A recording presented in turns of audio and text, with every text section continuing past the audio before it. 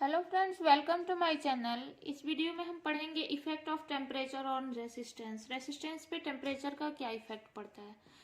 ठीक है, तो जैसा कि हम जानते हैं कि जब किसी कंडक्टर को हम गर्म करेंगे, उसका टेम्परेचर बढ़ाएंगे, तो उसमें जो फ्री इलेक्ट्रॉन्स होंगे उनकी काइनेटिक एनर्जी बढ़ जाएगी।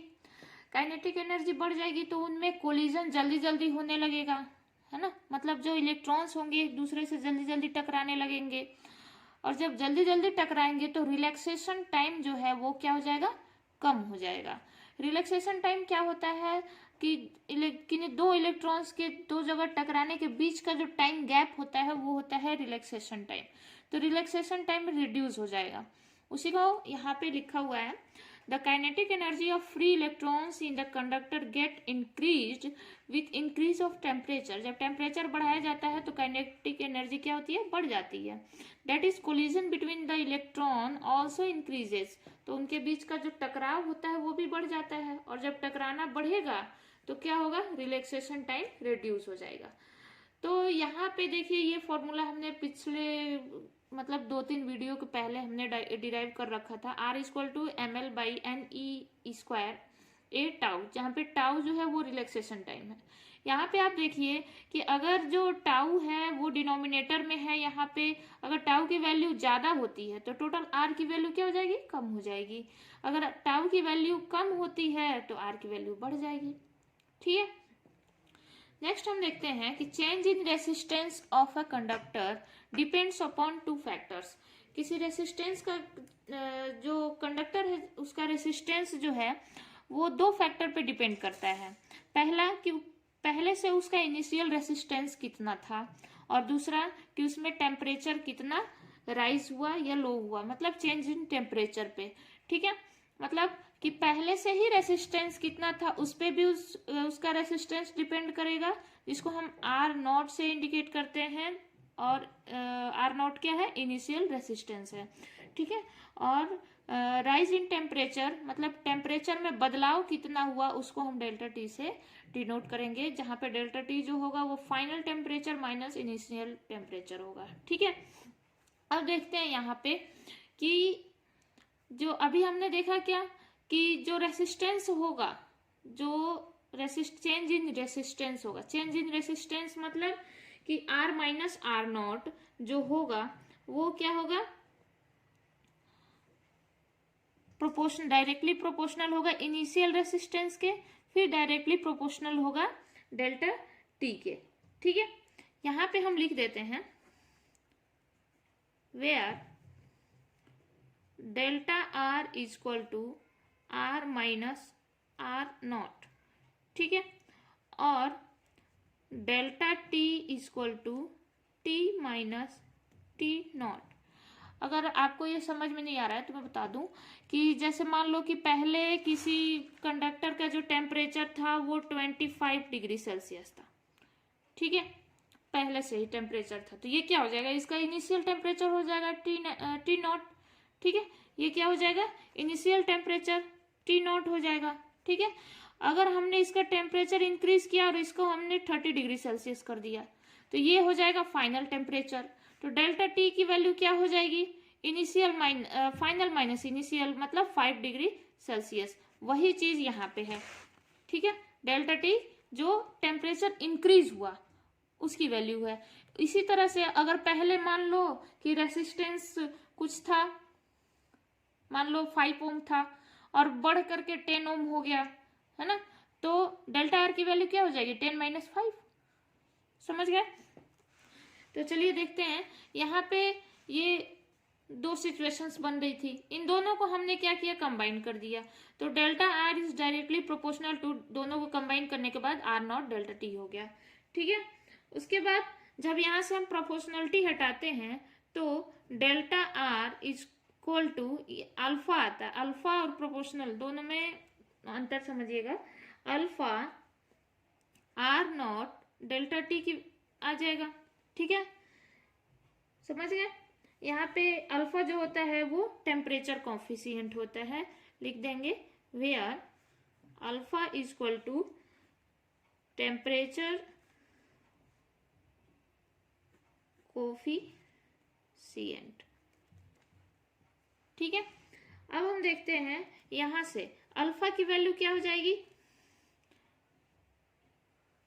Alpha equal to delta R upon में आर नॉट डेल्टा टी।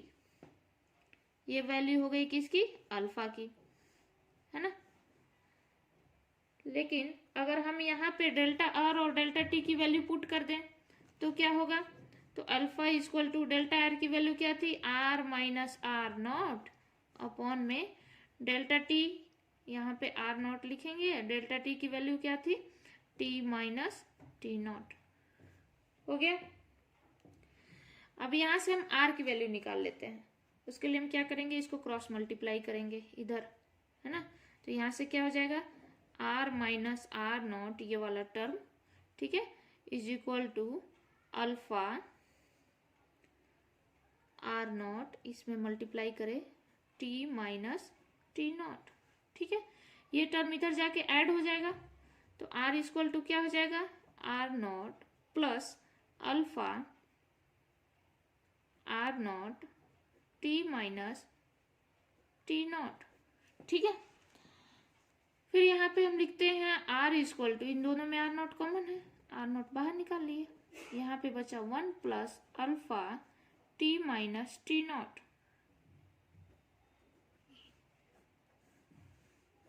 ठीक है। अब देखते हैं कि अलग अलग मटेरियल्स के लिए अल्फा की वैल्यू अलग अलग होती है, ठीक है। तो क्या इफेक्ट पड़ता है कंडक्टर इंसुलेटर्स वगैरह पे अल्फा का, देखते हैं कि यहाँ पे देखिए अभी हमने क्या निकाला था, R equal to R naught 1 plus alpha T minus T naught, ठीक है। टी माइनस टी नॉट तो हमेशा जो है वो पॉजिटिव ही होगा, क्योंकि फाइनल टेम्परेचर यहाँ पे जब भी टेम्परेचर हम इंक्रीज करेंगे तो इंक्रीज करने का मतलब क्या होगा, इनिशियल से ज्यादा ही होगा फाइनल, और फाइनल में से इनिशियल को जब घटाएंगे तो उसकी वैल्यू पॉजिटिव आएगी, तो ये टर्म तो पॉजिटिव रहा, ठीक है। अब डिपेंड करता है अल्फा पे, है ना, कि अल्फा अगर पॉजिटिव रहता है तो ये टोटल में तो ऐड होगा आर नॉट प्लस, ठीक है। और अगर अल्फा निगेटिव होता है तो आर की वैल्यू कम हो जाएगी, क्योंकि इसमें से आर नॉट में से और घटेगा ये, ठीक है।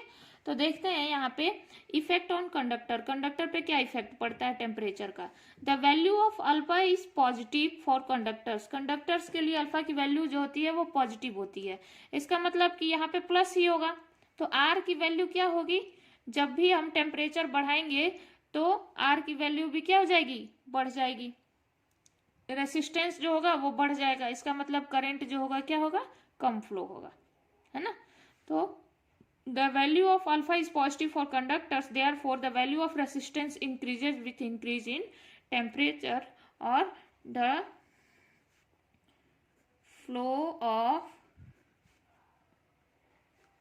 current, जब टेम्परेचर जब रेसिस्टेंस इंक्रीज होगा तो करंट क्या हो जाएगा, the flow of current decreases, ठीक है। जब टेम्परेचर बढ़ाएंगे तो कंडक्टर में फ्लो ऑफ करंट कम हो जाएगा, ठीक है। इफेक्ट ऑन इंसुलेटर्स, इंसुलेटर पे क्या इफेक्ट पड़ेगा, तो अल्फा की वैल्यू जब निगेटिव होगी तो आर की वैल्यू क्या हो जाएगी, और कम हो जाएगी, है ना। तो इंसुलेटर या फिर सेमीकंडक्टर में the value of alpha is negative, तो रेसिस्टेंस क्या हो जाएगा, डिक्रीज हो जाएगा टेम्परेचर के बढ़ने से, तो क्या हो जाएगा, so the flow of current क्या हो जाएगा, इंक्रीज हो जाएगा, है ना। मतलब कंडक्टर को जब हम गर्म करते हैं तो उसमें करंट फ्लो होना कम हो जाता है, जब इंसुलेटर या सेमीकंडक्टर को गर्म करते हैं तो उसमें ज्यादा करंट फ्लो होने लगेगा, क्योंकि उसका रेसिस्टेंस कम हो जाएगा। उसके बाद हम देखते हैं सुपर कंडक्टर क्या होता है, the materials having zero resistance और नेग्लिजिबल रेसिस्टेंस, ऐसे मटेरियल जिसमें रेसिस्टेंस हो ही नहीं, या भी हो भी तो एकदम नहीं के बराबर हो, तो उसको हम कहेंगे सुपर कंडक्टर। लेकिन एक्चुअल में क्या होता है, यहाँ पे नोट में मैंने लिख रखा है, no material is superconductor, कोई भी मटेरियल सुपर कंडक्टर नहीं होता है, लेकिन मरकरी जो होता है वो बहुत ही लो टेम्परेचर पे बिहेव करता है, सुपर कंडक्टर की तरह बिहेव करता है, लेकिन होता नहीं है, ठीक है। उसके बाद हम देखते हैं थर्मिस्टर्स क्या होते हैं। तो थर्मिस्टर्स वैसे मटेरियल्स होते हैं जो हीट सेंसिटिव होते हैं, है ना, हीट सेंसिटिव होते हैं, मतलब कि उनका रेसिस्टेंस जो होता है वो टेम्परेचर जैसे ही चेंज होता है तो उनका रेसिस्टेंस भी बहुत तेजी से चेंज होता है। एग्जाम्पल के लिए हम देख सकते हैं नाइक्रोम वायर वाला जो हीटर होता है ना, तो उसका वो कैसे गर्म होता है, जैसे ही हम स्विच ऑन करते हैं तो थोड़ा सा टेम्परेचर जैसे ही बढ़ता है वैसे ही नाइक्रोम का जो है रेसिस्टेंस बहुत ज़्यादा बढ़ जाता है, इतना ज़्यादा बढ़ जाता है कि वो हीट देने लगता है और वो गलता नहीं है। ठीक है, तो आई होप आपको ये टॉपिक समझ में आया होगा। तो मिलते हैं अगले वीडियो में अगले टॉपिक के साथ। Thank you.